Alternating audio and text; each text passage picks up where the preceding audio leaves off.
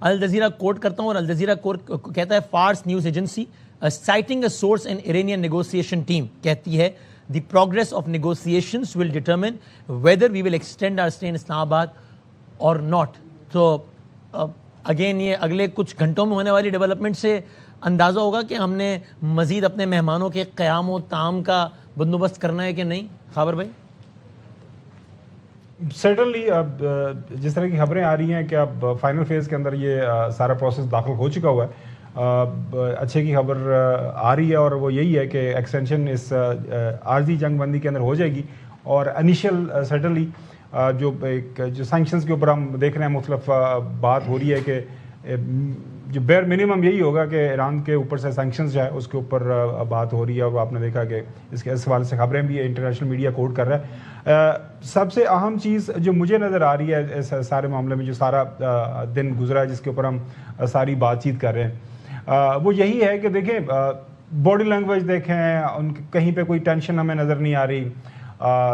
سارا دن سے پورا انٹرنیشنل میڈیا بادامی صاحب جب ساتھ آیا ہوا ہے. سوری میں آپ کو interrupt, I am so sorry, پھر آپ سے شروع کروں اگر آپ مجھے اجازت دیں, تاکہ جو ایران کا جو آفیشیل جو ٹی وی چینل ہے یعنی کہ پریس ٹی وی, اس نے کچھ لمحات قبل اس یعنی کہ تمام تر نیگوسیشن سے متعلق ایک سٹیٹمنٹ جاری کیا ہے. تو میں آپ لوگوں کی خدمت میں پڑھ دیتا ہوں تاکہ ہمیں تجزیے میں بھی ذرا اور آسان اور ہمیں قدم آگے بھی بڑھے نشریات میں. تو پریس ٹی وی لکھتا ہے, and I quote, Iran and United States have begun a first round of negotiation. ظاہر ہے آج کے پورے دن کا سم اپ انہوں نے کیا ہے. They begun a first round of negotiation in the Pakistani capital of Islamabad aimed at permanently ending, ظاہر ہے ایران کا جو ہمیشہ موقف کے حتمی خاتمہ, aimed at permanently ending a US-Israeli war of aggression against the Islamic Republic. The discussions began on a political level. But technical experts from the Iranian delegation also entered the talks later. The technical teams comprised of economic, military, legal and nuclear experts. The Iranian delegation told reporters that they had entered the talks seriously to secure the rights of the Iranian nation and Islamic Republic. They would leave the negotiating table if those rights are not guaranteed.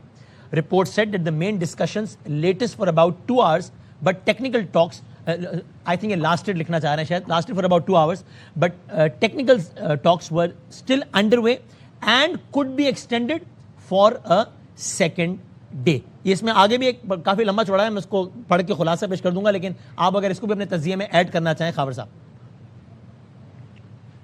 دیکھیں جو بادامی صاحب, اس کا مطلب یہ ہے کہ جو initial larger frame work ہے اس کے اندر یہ جو ہم ایزیوم کر سکتے ہیں, جس طرح کی یہ آپ نے بتایا ہے, وہ یہ ہے کہ انیشلی یہ ایک سرٹن لیول کے اوپر ایگریمنٹ ہے کہ یہ جو جنگ بندی ہے یہ کنٹینیو کرے گی, نمبر 1. نمبر 2, جو میں بات یہ کرنا چاہ رہا تھا کہ جب اس لیول کے اوپر ٹاکس ہو رہی ہوتی ہیں اور سکروٹنی ساری دنیا کا میڈیا کر رہا ہوتا ہے, اور ظاہر ہے ان کے ساتھ امریکنس کے ساتھ بہت سارے لوگ آئے ہوئے ہیں, اور امریکہ کے میڈیا کی خوبصورتی یہ ہے کہ امریکہ کے وائٹ ہاؤس ان کے سچویشن روم کے اندر, جس طرح 2-3 دن پہلے آپ نے نیو یارک ٹائم کی سٹوری دیکھی کہ اندر سے ایسے کوٹس باہر آئے, ان کے مختلف جو لوگ اس میں موجود تھے جو کہ ایگزیکٹ پریسائزلی وہ چیزیں رپورٹ ہوئیں.